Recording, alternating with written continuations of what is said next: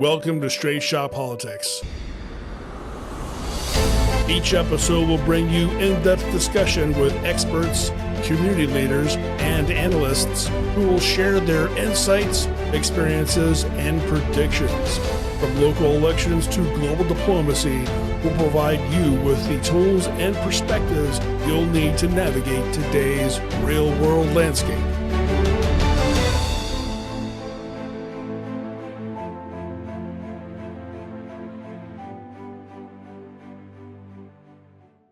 Welcome to Straight Shot Politics. I'm Lisa Chafee. Joining me in studio today is my work husband, Jim Leeser.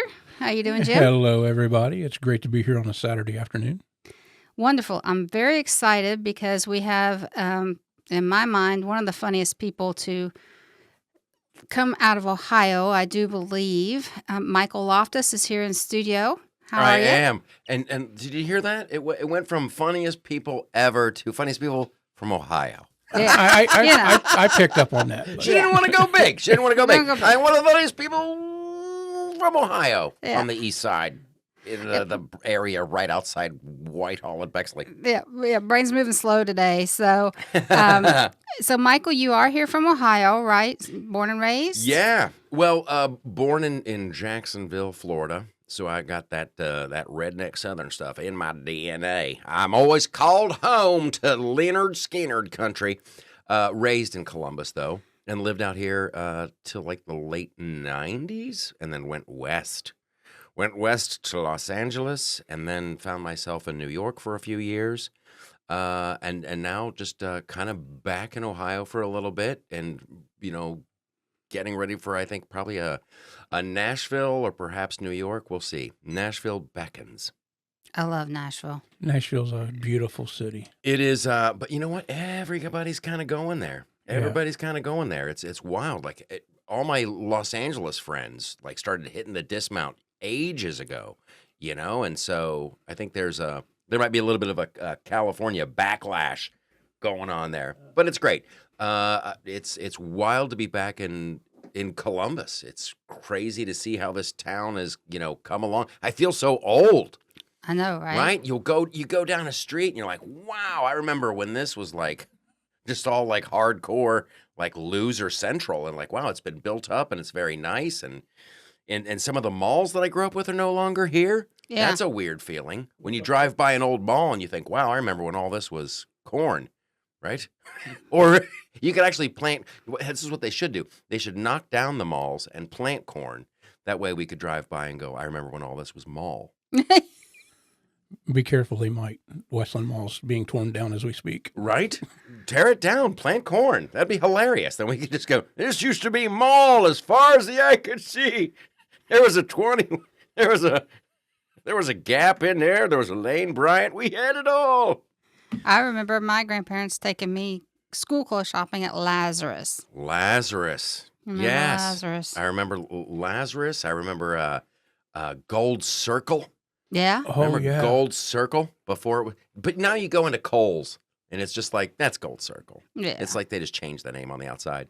So yeah, I'm kind of split my time between here and New York, and trying to spend more time here, less in New York. That place has just gone. Yeah, It's yes. wild.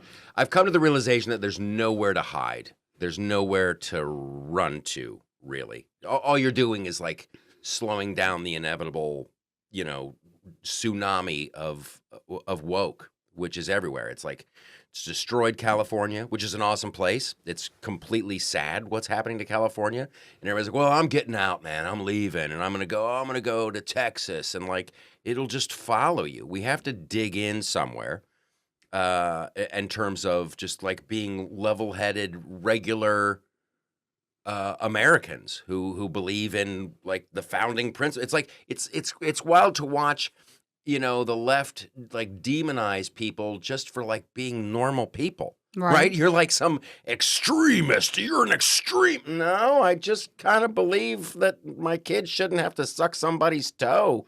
Have you seen that video? I just saw it this morning. It was like, what is going on? A high school in Oklahoma. It was a fundraiser for a coffee shop that employs people with intellectual disabilities, and these students signed up to lick peanut butter off of people's toes. Yes. Like, who organized that? Who was the person who's like, oh, you know what's really going to make some money for this? We should have the kids come in and suck on people's toes. We could put peanut butter on them. Like, you go to jail. You go to jail. You don't get to work out your little peanut butter, this little piggy toe fetish in front of everybody and call it a fundraiser. It's like the world has gone so far off the rails that really, like, good people of the world unite and, like, get together and start making some real changes for good. Yeah. Now, so you've been in comedy for what, over 20 years? Yes. Right? Yeah. Started here in Ohio and then onward to California, all points in between. Yeah. So you've done stand-up, you've written for shows. Yes. And what have you seen the evolution with the wokeness and how it has affected comedy? Well, here's what. There was a huge, like, moment a few years ago. This is probably 2018. This was around the time this happened. Like, I noticed, like, when I was writing on this the show, the George Lopez show for ABC, the one where he had the family sitcom, and that was all great. You know, people, it's always okay that you get make fun of if you go to church. If you go to church, you're a good Christian. You know, they go at you. But then one of my buddies in the room was like, "Hey, that's a great joke, but I wonder, could we change the punchline to maybe Muhammad? Could we do that?" And boy, you just saw everybody in that writer's room just crumble. And, like, it was a great point. It was a great point by going, "Oh, that's a fantastic joke about those Christians. Maybe we could change that to Islam." And everybody just crumbled. And so that was, like, the first time that I noticed that, like, it's the whole woke movement is horrible for comedy, but it's great for me. Like, so I don't mind it. I did an interview for Great Britain News yesterday, and it's wonderful. It's good for comics like me because people are going to see Ricky Gervais. This whole segment I was doing was about, you know, Ricky Gervais and blah blah blah blah blah. And it's like when you're a comedian and you're, you know, woke, your comedy becomes predictable because people kind of know, oh, he's not going to say anything about that. He's not going to say anything about this. So it becomes like tame. And once it's tamed and it's predictable and it's boring, and nobody wants that. So the comics who aren't woke are doing really well. Yeah. The local boy Dave Chappelle is doing really well. Bill Burr's doing really well. Ricky Gervais is doing really well. I'm doing okay. Just okay. Well, I see you everywhere. You're on Gutfeld quite a bit. You do a lot of those shows on Fox and History Channel. Remember When or the Decades. Yes, it's that's all fun. I've really been this new. I'm starting. The internet is still, thankfully, the wild, wild west. I'm doing a sketch comedy show called That Show Tonight, which is, we do that in New York. It's a live studio audience. It's sketch comedy, musical guests, and it's very similar. So that is now, that's a fantastic thing and so much fun. And then it occurred to me a few months ago when, because this was all formulated during the COVID lockdowns and all that other stuff. I'd been approached a few different times, like, I've done sketch comedy, I've written shows and movies and, blah, blah, blah. They're like, we should do a version of Saturday Night Live. We should have our own Saturday Night Live. And you're like, that's wonderful to talk about. But when you actually try to do something and produce something like this, you have it's like this podcast, this room that's like, oh, we should have a podcast. Okay, that's one thing. But then you got to have the board and the monitor and the timer and the equipment and the head. It's like there's a lot of production that goes into the show. This is fantastic, by the way. This is a great facility. So anyway, we started doing this sketch comedy show, That Show Tonight. We could, go on the internet and look it up. Go to thatshowtonight.com. And it's wild. the first thing that we had to do. Oh, the first thing we had to do was get our own servers. Right. Like, because like it was right around the time there was this social media app called Parler, and the people at Amazon didn't like what Parler was allowing people to say, so they just like unplugged them. They just like literally just like you can't. They took their servers away from them. Right. So we got our own servers, we got our own cameras, so it's like building everything from scratch. But that's the way to go. That is definitely the way to go. We had Jim Brewer on the show. He was a guest host. Was hilariously funny. So many of our clips have gone viral. It's just rewarding as all hell.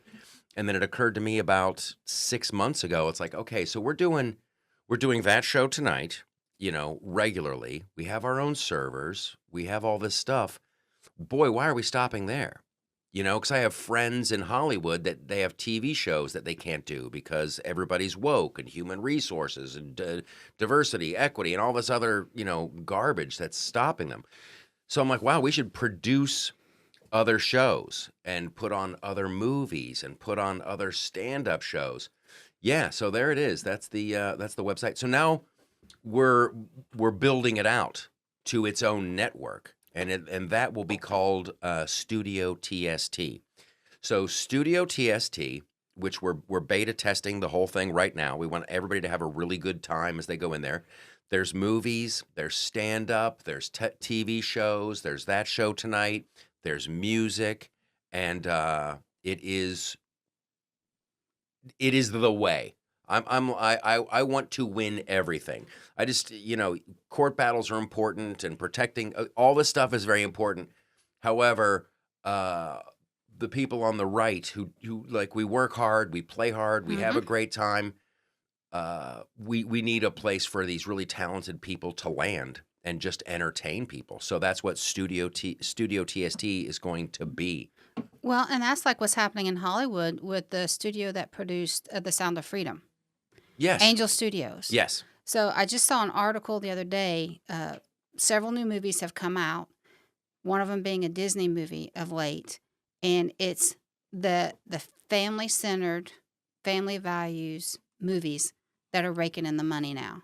People are turning their backs on Disney's woke movies with the transgenderism.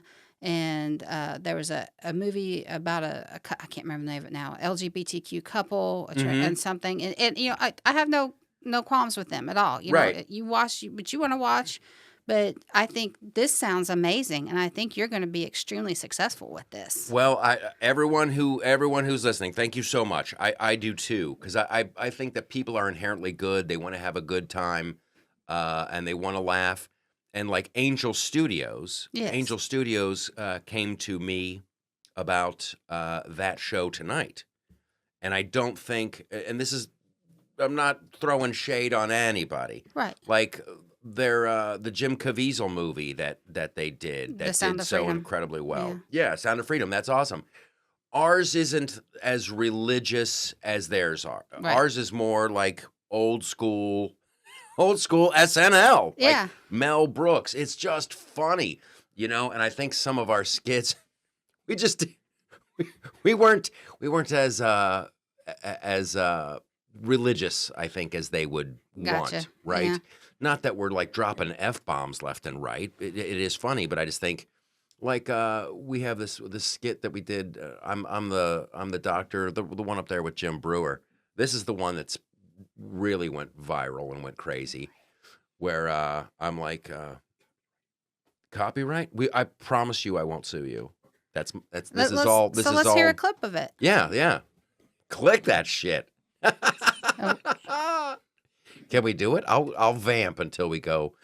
The one thing I think that people have lost sight of is we have to be able to laugh at ourselves. Oh, I want to laugh at the idiots. Yeah. Any idiots, but the left has it coming. Oh gosh, they've done so much that they are a target-rich environment. Oh yes. Well, that's what I was telling you earlier about this Sky News out of Australia. That lefties lose it. Yes. Is the title of her show. You had a surgery. Oh, here we go. And under anesthesia, but you're okay. We're gonna get you out of here. What's going on? Well, you had an event, and we had to operate. For those of you at home, I'm a doctor. You're gonna be Jim okay. Brewer is laying in a hospital bed. Why is my rear end killing me? We had to perform an emergency intracranial rectal removal. And the worst part is, this has been happening a lot. This is the second time you've been in the hospital because your head has been up your ass. I need to ask you something. Are you a Democrat? Yeah, of course I am. Yeah, absolutely. Okay. I was in the Union about 20 years ago. Okay. Oh, slow down. We don't want that head to go back up there. All right? This happens a lot with liberals. Your beliefs and the way you vote affects the way your head relates with your butthole. And it'll just go right up there and it'll block reality. But we gotta be loyal and no matter what they say. Whoa, shush. It'll happen right as I'm sitting here. It's not pleasant to watch. We spent a lot of money. Your insurance isn't gonna cover it anymore, okay? So this is it. This can't happen again. So I want you to take a look at this. That is the Constitution. Now look at it, read it, and that's going to affect the way you see the world. Welcome aboard. I'm also going to write you a prescription for a couple of old Ronald Reagan speeches and some patriotic films, maybe 13 hours. I want you to watch those. I'm going to send a nurse in with some Jell-O and a pile of money. Okay. Think about that. Yeah, I don't want my head up my ass ever again. No. Oh my God, it hurts. Yes, that's hilarious. You should be the guy that has to get that thing out of there. Sorry about the smell. Yeah, I guess it's my upper lip. Yep, we're gonna get some Purell in here. Hang tight. That's hilarious. Where do you come up with this stuff? We run it the same way Saturday Night Live does.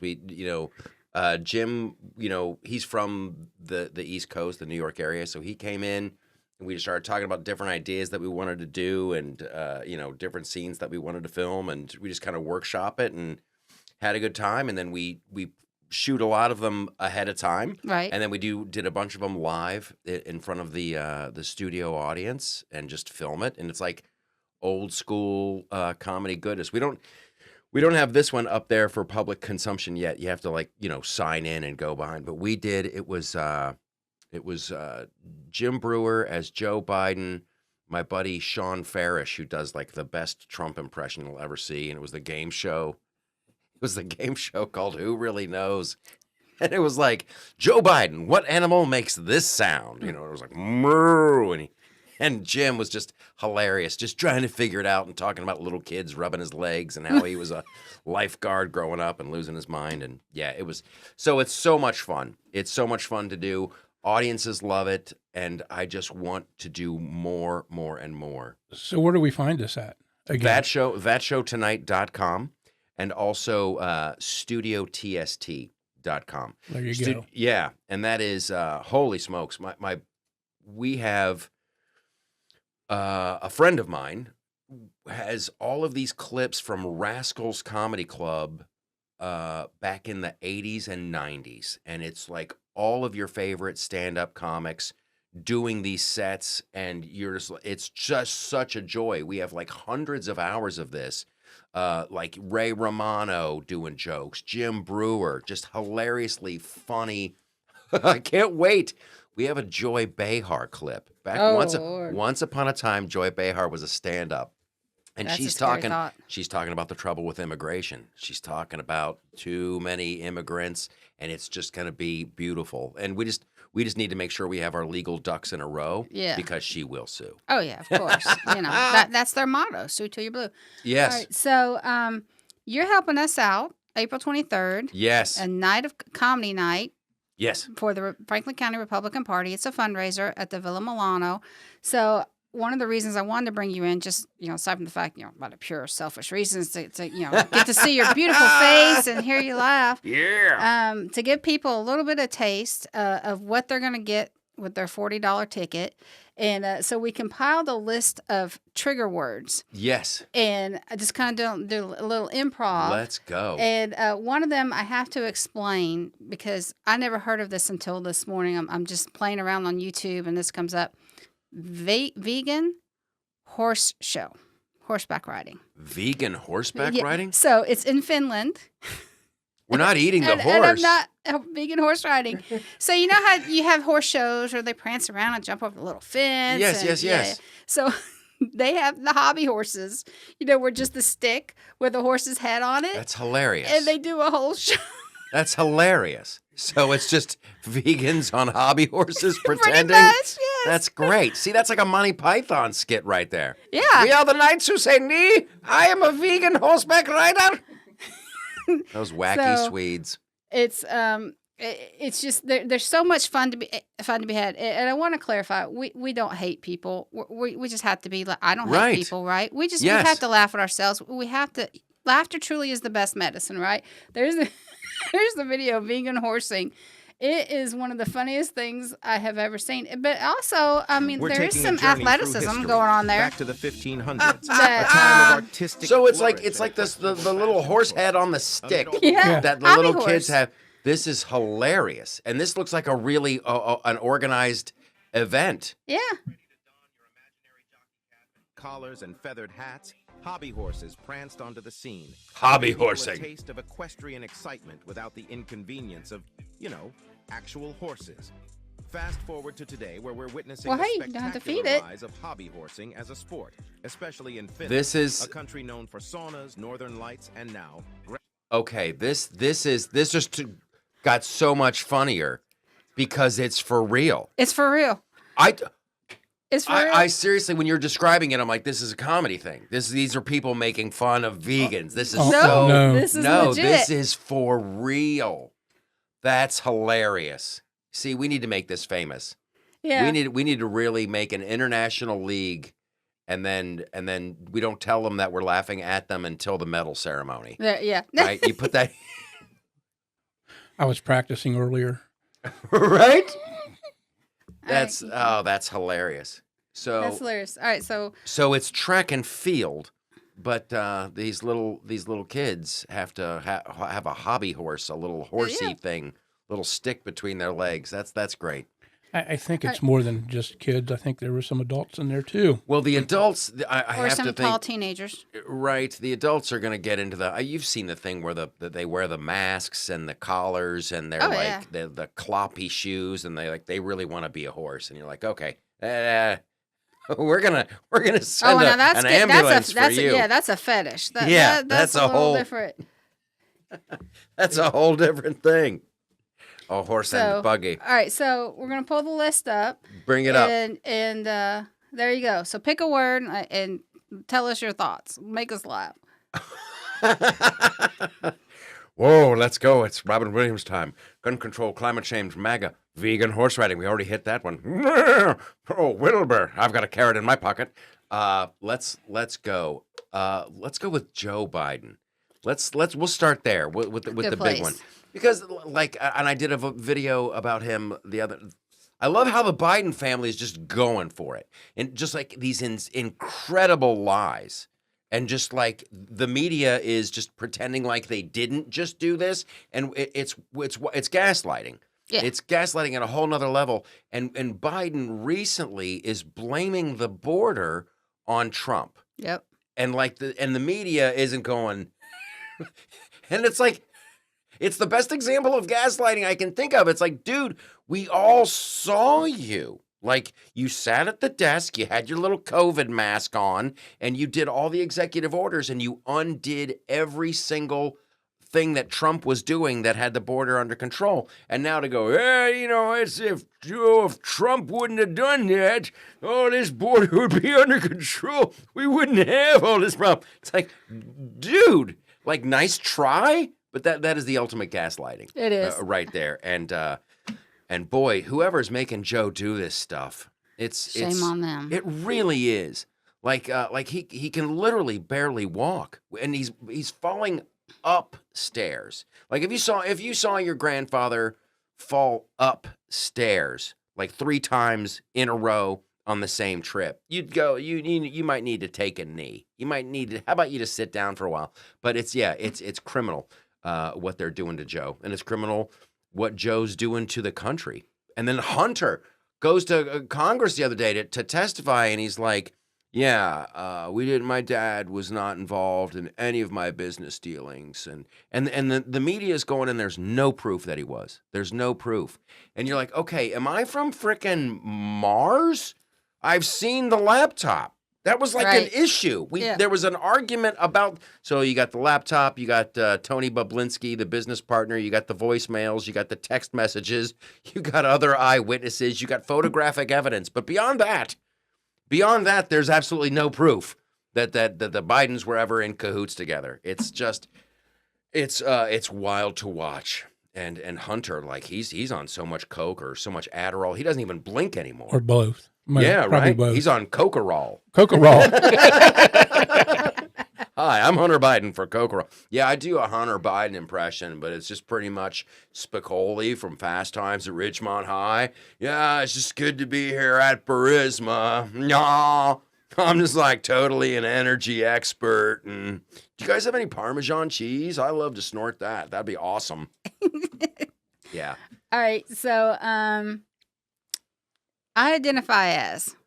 Oh, I identify as a sane person. I identify as he, him. I want to identify as Nancy Pelosi. That's who I really want to be. I want to be Nancy Pelosi just to have the kind of crazy luck she's had in the stock market. The stock, she's there's an account on Twitter that all they do is they talk about the stock that she's had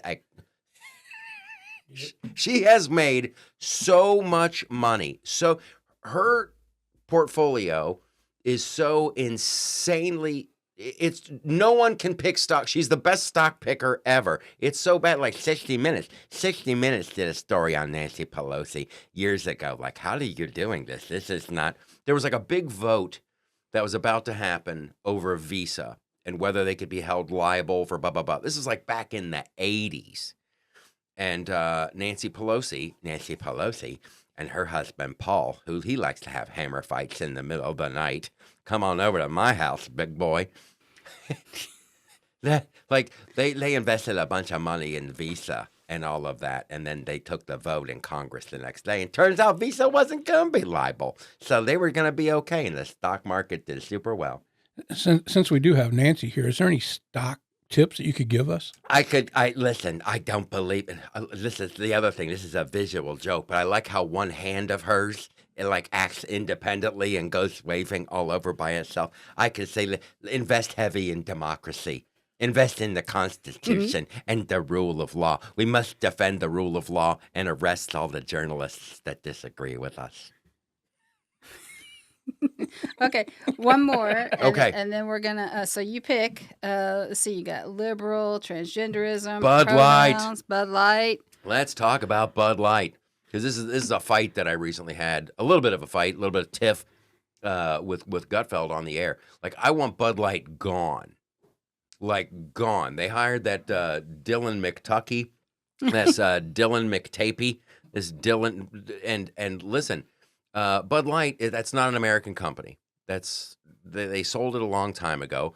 And listen, they're still going to have other beers. But Bud Light needs to be such destruction. It has to be, I want the total and complete annihilation of Bud Light as a brand, so that whenever any other company thinks that they should go woke, they look at Bud Light and they tell like a horror story. Remember Bud Light? They were doing really good. Then they hired that Dylan McTuckey guy, and now they're gone. I want it to be a complete ghost story. I 'Cause- think I would have Amen. to agree with that. Amen. All right. So this Yeah. has been Straight Shot Politics. Get your tickets to see Michael Loftus, April 23rd, It's going to be a good time. 7 o'clock, Off the rails. Villa Milano. Villa Milano, which is Italian for what the what? Bring me more lasagna. There you go. There you And you go. can get those tickets on eventbrite.com Yes. or reach out to the Franklin County Republican Party. This has been Straight Shot Politics.